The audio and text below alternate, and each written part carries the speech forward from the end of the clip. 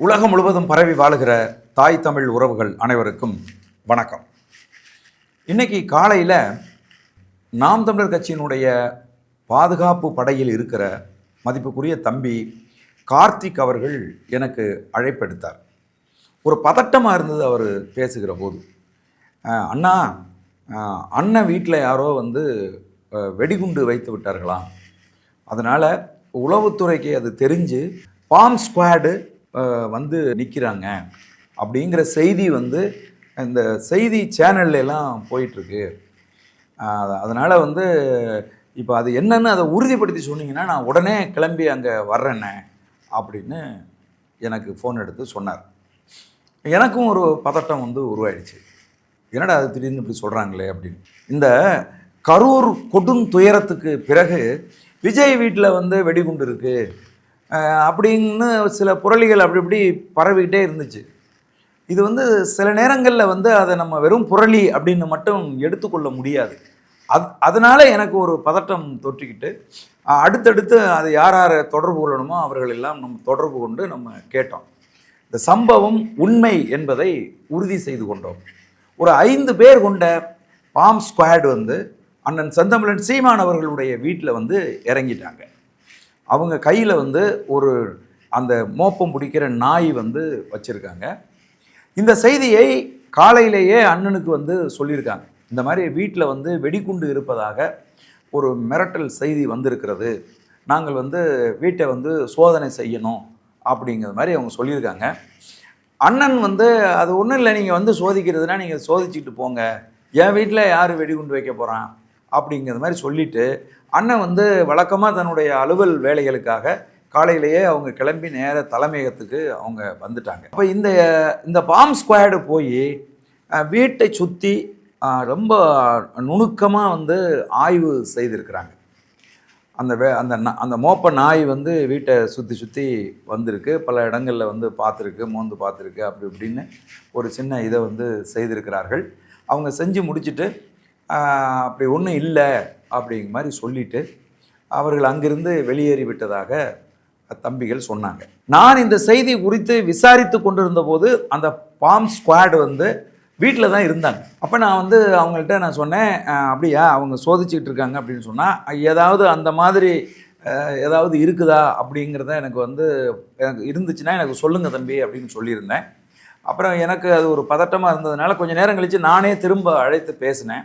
அப்படியெல்லாம் ஒன்றும் இல்லை அப்படின்னு சொல்லிட்டு அவங்க புறப்பட்டுட்டாங்கண்ணே அப்படிங்கிற மாதிரி ஒரு செய்தியை தம்பிகள் பகிர்ந்தாங்க. இப்போல்லாம் தமிழ்நாடு காவல்துறை நிறைய கவனக்குறைவான தவறுகளை தொடர்ந்து செய்கிறதுனால இது போன்ற ஒரு செய்தியை கேள்விப்பட்டும் அதை முறையாக சோதனை செய்யாமல் விடுறதன் மூலமாக ஏதேனும் பிழைகள் நடந்துவிடக்கூடாது என்று அவங்க இந்த சோதனையை செய்திருப்பார்கள் என்று நான் நினைத்தேன். அதுக்கப்புறம் தான் கூடுதலாக இன்னொரு செய்தி எனக்கு தெரிய வந்துச்சு. அது என்னென்னா, அண்ணன் செந்தமிழன் சீமான் அவர்கள் வீட்டுக்கு தீபாவளிக்கு நிறைய பட்டாசு வந்திருக்கு, நேற்று வந்திருக்கு. இது இயல்பாக எல்லா வருஷமும் அண்ணன் வீட்டுக்கு வரும். அண்ணன் பல பேருக்கு கொடுப்பாங்க. வீட்டில் உள்ள பிள்ளைகள் அந்த பட்டாசு வெடி இதெல்லாம் வெடிப்பார்கள். இது இயல்பாக இருக்கக்கூடிய விஷயந்தான். நான் நினைக்கிறேன் இந்த அரசாங்கத்துக்கு அதில் ஏதோ சந்தேகம் வந்திருக்குமோ, வெடி பொருட்கள் வெடி மருந்துகளை கொண்டு இறக்குறாரு அப்படின்னு இவர்களுக்கு சந்தேகம் வந்திருக்குமோ, அந்த அடிப்படையில் தான் இந்த சோதனையை அவர்கள் செய்திருப்பார்களோ அப்படிங்கிற சந்தேகம் எனக்கு ஏற்பட்டுச்சு. ஏன் அப்படின்னு கேட்டிங்க அப்படின்னு சொன்னால், தமிழ்நாட்டில் இருக்கக்கூடிய அரசியல்வாதிகளில் இந்திய உளவுத்துறையும் ரா, இன்னும் சிபிஐ, சிபிசிஐடி இது எல்லாமே ரொம்ப நுட்பமாக ஒவ்வொரு நகர்வையும் கவனித்து கொண்டிருக்கக்கூடிய ஒரு தலைவராக எங்கள் அண்ணன் செந்தமிழன் சீமான் அவர்கள் இருக்கிறாங்க. அதனால் இன்னும் பார்க்க போனீங்க அப்படின்னு சொன்னால், விஜய் சொல்கிறார், என்ன சொல்கிறாருன்னா, போட்டி டிவிகேவுக்கும் திமுகவுக்கும் தான் அப்படின்னு சொல்கிறாரு. ஆனால் உண்மையில் இந்த 2026 தேர்தலில் திமுகவை அடித்து வீழ்த்துகிற பெரும் சக்தியாக உருவெடுத்து வளர்ந்து இருக்கிறது எது அப்படின்னு பார்த்தீங்கன்னா, நாம் தமிழர் கட்சி தான் வளர்ந்துருக்கு. நாம் தமிழர் கட்சி மிக தெளிவாக தமிழகம் முழுவதும் 234 தொகுதியிலையும் தொகுதி வாரியாக கட்டமைக்கப்பட்டிருக்கு. இதுக்கு முன்னாடி கட்சி இருந்தது போல இல்லை. இப்போ மிகச்சிறப்பாக மிக சரியாக கட்டமைக்கப்பட்டு களத்தில் போராளிகள் இறக்கி விடப்பட்டிருக்காங்க.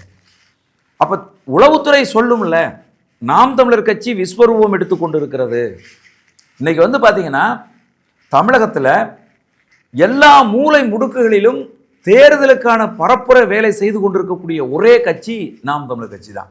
கிட்டத்தட்ட 150க்கும் மேற்பட்ட வேட்பாளர்களை அறிவித்து களமாடி கொண்டிருக்கிறது நாம் தமிழர் கட்சி. அதனால நாம் தமிழர் கட்சியை ஒரு அச்சுறுத்தலுக்கு உள்ளாக்கணும் அப்படிங்கிறதுக்காக கூட இந்த மாதிரியான வேலைகளை செய்திருக்கலாம் அப்படிங்கிற சந்தேகமும் நமக்கு இருக்கு. எது எப்படியோ அண்ணன் செந்தமிழன் சீமான் அவர்கள் இன்னைக்கு நீங்கள் அரசியல் களத்தில் பார்த்தீங்கன்னா ஒவ்வொரு நாளும் பத்திரிகையாளரை சந்திக்கின்ற ஒரு அரசியல்வாதி யாருன்னா அண்ணன் செந்தமிழன் சீமான் அவர்கள் தான். அண்ணன் வீட்டிலேருந்து கிளம்பி ஏர்போர்ட்டுக்கு போனாங்கன்னா அந்த விமான நிலையத்துக்குள்ளே நுழையிறதுக்கு முன்னாடி ஒரு பத்திரிகையாளர் சந்திப்பு. விமானத்தில் பயணம் பண்ணி உதாரணத்துக்கு இப்போ திருச்சிக்கு போகிறாங்க அப்படின்னு சொன்னால் திருச்சியில் போய் இறங்கியவுடன் அங்கே இருக்கக்கூடிய பத்திரிகையாளர்கள் சந்திப்பு. திரும்ப அங்கே போய் ஒரு பொதுக்கூட்டத்தையோ அல்லது ஒரு நிகழ்வையோ முடித்துவிட்டு மாலை திரும்ப விமான நிலையத்துக்கு வந்தால் திரும்ப ஒரு பத்திரிகையாளர் சந்திப்பு. அதே போல் திரும்ப சென்னைக்கு இறங்கியவுடன் சென்னையில் ஒரு பத்திரிகையாளர் சந்திப்பு என்று தொடர்ந்து ஒரு நாளைக்கு 3-4 தடவை பத்திரிகையாளர்களை சந்தித்து தமிழக அரசியல் நிலவரங்கள் குறித்து பேசுகின்ற ஒரு தலைவராக அண்ணன் செந்தமிழன் சீமான் அவர்கள் இன்னைக்கு இருந்துகிட்டு இருக்காங்க. அப்படி பேசு பொருளாக இருக்கிற அண்ணனுக்கு இதுவும் எங்களுக்கு ஒரு விளம்பரம் அப்படின்னு தான் நாங்கள் அதை கருதுகிறோம். இருந்த போதிலும் இந்த மிரட்டல் என்பது நாம் கவனக்குறைவாக எடுத்துக்கொள்ளக்கூடிய ஒரு செய்தி அல்ல. எப்படி அண்ணனுடைய பாதுகாப்பு தமிழ் இனத்துக்கு ரொம்ப முக்கியமோ, அடுத்த தலைமுறை பிள்ளைகளை வளர்த்தெடுப்பதற்கு அவர்களை கருத்தியல் ரீதியாக வென்றெடுப்பதற்கு இருக்கிற ஒரு பெரும் சக்தி அண்ணன் செந்தமிழன் சீமான் அவர்கள் மட்டும்தான். அவரை பாதுகாக்க வேண்டிய பொறுப்பு உலகம் முழுதும் இருக்கக்கூடிய தமிழர்களுக்கு இருக்கிறது என்று நாம் எப்படி நினைக்கின்றோமோ அதே போல அவரது இல்லத்தையும் பாதுகாக்க வேண்டிய பொறுப்பு நமக்கு இருக்கிறது. ஒவ்வொரு நாம் தமிழர் கட்சி தம்பி தங்கைக்கும் இருக்கிறது. அந்த அந்த கடமை உணர்வோடு அண்ணன் செல்லுகிற இடங்களிலும் சரி, அவர் தங்கி இருக்கிற இடங்களிலும் சரி, அண்ணனுடைய வீட்டையும் சரி நாம் கவனமாக பார்த்து கொள்ள வேண்டிய தேவை நமக்கு இருக்கிறது. வரலாற்றில் தொடர்ச்சியாக தமிழர்கள் தோற்கடிக்கப்பட்டிருக்கிறார்கள். யாரெல்லாம் தமிழ் தேசிய இனத்தை ஒரு அறிவு சார்ந்த ஒரு இனமாக மாற்ற வேண்டும், தமிழ் தேசிய இனத்தினுடைய விடுதலையை கூர்மைப்படுத்த வேண்டும் என்று யாரெல்லாம் வரலாற்றில் களத்தில் நின்றார்களோ அவர்களெல்லாம் தோற்கடிக்கப்பட்டிருக்கிறார்கள். அப்படியான ஒரு ஒரு ஒரு தோல்வியை இனி தமிழ் தேசிய இனம் சந்திக்க கூடாது. ஆகவே உலகம் முழுவதும் பரவி வாழுகிற தமிழ் சொந்தங்களுக்கு மட்டுமல்ல, தமிழகத்தில் இருக்கிற நாம் தமிழர் தம்பி தங்கைகளும் அண்ணனுடைய பாதுகாப்பில் நாம் கவனம் கொள்ள வேண்டும். மாநில அரசும் இன்றைக்கு 8.22% வாக்குகள் வாங்கி தமிழகத்தின் 3வது பெரும் கட்சியாக வளர்ந்திருக்கக்கூடிய நாம் தமிழர் கட்சியின் தலைமையை பாதுகாக்கிற பொறுப்புணர்வு மாநில அரசுக்கும் இருக்கிறது. நீங்களும் அதை கவனத்தில் கொண்டு செயல்பட வேண்டும் என்று தாழ்மையோடு கேட்டுக்கொள்கிறேன். நன்றி, வணக்கம்.